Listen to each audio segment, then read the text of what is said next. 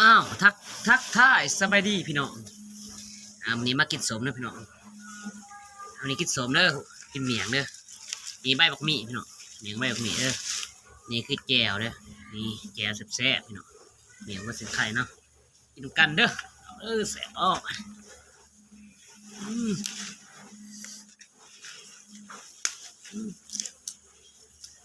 แซ่บสักไหนเนาะ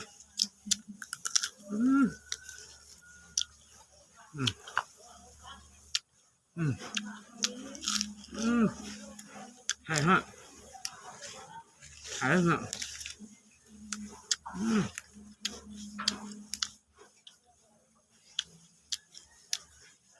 คุณตอนเที่ยงฮะเอ้ยแหม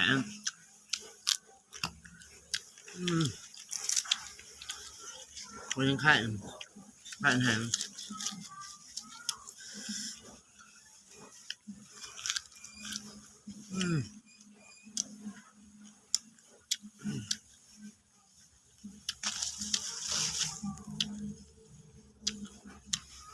เขาจบไปเนาะ